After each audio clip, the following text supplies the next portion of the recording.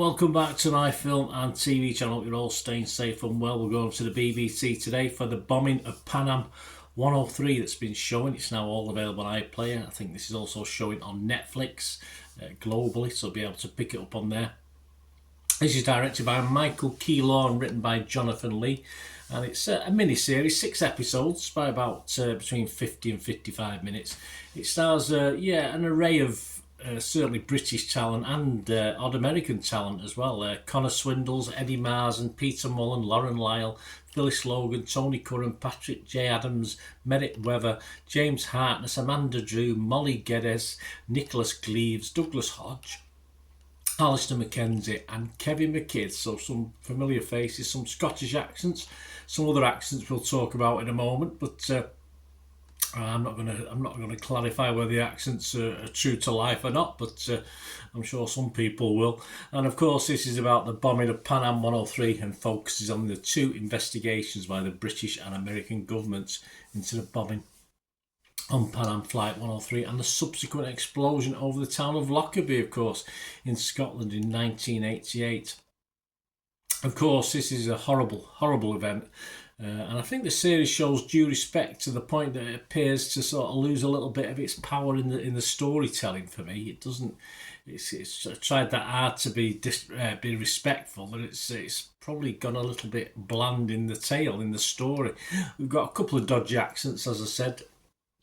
And I think noticeably the UK-based actors doing American accents, which I'll save a certain guy's blushes by not naming him because he's quite a popular actor, but his US accent wasn't too much to shout home about. By episode 2, you do wonder how they're going to get 6 times 55-minute episodes out of this with the trajectory of the story at that point in time. But by episode 6, full credit for dragging this out to 6 episodes. There is some good poignancy at times to be found, but it's very dry, so it makes it a bit of a stodgy watch at times. And my good lady likes these sort of things, but she managed 2 episodes and give up on it. Just not too much happening. As the investigation continues to the source of the bomb, again, it's functional rather than the edge of the seat stuff, which you probably, you don't want them to glamorise this, but you do want a little bit more than perhaps we get. Certain characters are interesting rather than, again, investable. Yeah, they're okay, but there's no real characters I invested in, good or bad. Just a result of sort of some, at times, a laid-back, almost comatose approach to things of telling the story. It does touch upon, the US and its CIA, FBI problems, giving information over to the Scottish authorities or the UK authorities, and of course we know that anyway. But it does. There's no real sort of deep look into that. It's sort of perfunctory, I think the word is, to the story of this sort of side event, if you like. Jack Steele of The Guardian only scored this 2 out of 5. He said, the bombing of Pan Am 103, this kind, cheesy Lockerbie show just doesn't work as TV. Yeah, it was an act of terrorism that rocked the world, he said, but though this well-meaning BBC drama has some startling and impressive moments, it mainly forgets to actually find any drama. I have to agree with Jack. Nick Hilton, again of The Independent, he said Lockerbie drama, the bombing of Pan Am 103 is elegant and sensitive, but it feels unnecessary. Anita Singh of The Telegraph takes a slightly different viewpoint, but she does have a point actually. She said the bombing of Pan Am 103 review, a story told with restraint, detail and decency, and she scored it 4 out of 5. I think for something so serious, it needed to be told in a better way or not at all. I can't see the point of this after what's come before. I appreciate the need for respect, but this just goes too far in keeping things, well, pretty much at arm's length. We've got some good documentaries out there on this event if you're interested in that side of it, as well as books to read on the whole thing. And even the Colin Firth Sky Lockerbie effort, I think did a slightly better job. I'm not saying it was fantastic, but I think it did a sort of better job than this does. I do like wordy investigative stories. It doesn't bother me. I like this. And of the 6 episodes, I did appreciate the last episode. It really sort of worked for me. Sadly, it was all a little bit too but too little too late, because if they'd used that sort of storytelling for the first 5 episodes, I think it would have been a tighter watch. And in that case, perhaps not put it down to 3 or 4 episodes. It might have been a better watch if you just took out certain bits from different episodes and played around with them.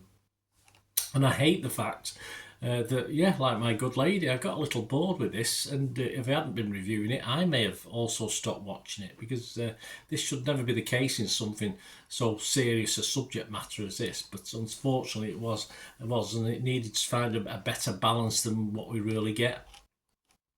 So there you go. I'll give you my scores in a minute. Internet Movie Database, very complimentary.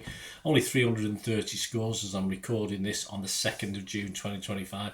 But it's getting a very healthy 7.4 out of 10. So yeah, that's a good score. As a true tragedy, as I say, I don't normally score these things, but of course with it being 40 years in the past, I'm going to give you a score as to whether I recommend it or not, and I'm going to give you a score that sort of is sitting on the fence just a little bit. On Rotten Tomatoes, I was fresh, just 51.49 fresh. As far as Metacritic, I was mixed on this, because I say I don't think it quite convinced in many ways, and that last episode wasn't enough to pull the rest of it around. And I'm going to give this my minimum score, which is not a recommended score. It's not to say go out and watch this. It's far from it. I'm just going to give it a 5 out of 10 because, as I say, there were good points in it. There were elements in it I enjoyed, but it's the sort of thing we probably could have done without at this point in time. But yeah, let me know what you think, guys. It's all about opinions, isn't it? And let me know what you thought of this film. It'll be wonderful to have your views as well. I enjoyed the bits of poignancy, but it didn't balance it very well, I don't think, this film. So let me know your scores, guys. If you do like what I try and do and you want to support the channel, there are ways of doing that, of course, if you can help us out going forward. If you like what I try and do, and to find out how, just stay watching and listening. Ways to help me out, guys. If you watch the ads, if the ads on this YouTube ads, that helps in a very little way, but it all helps. It all, watch the pennies and pounds look after themselves, they say, don't they? Or the pennies or the 10p's look after themselves. But if you watch the ads or follow the links on the ads as well, that's always a nice way to support the channel. If you sort of hang on for it, I've done that. I watched other people's and followed the ads, just something I fancied, which does happen from time to time. Of course, you can support me by pushing that subscribe button as mentioned earlier, and that's of course pressing the button so you know when these vlogs are coming out. And of course I'm always interested in your opinions, and of course you can give us a like, that'd be wonderful as well. So thanks for watching, guys. Hopefully I'll join you very, very soon with something else. Until we meet again, I'll never ask one thing, don't I? Please stay safe, everyone. Bye for now.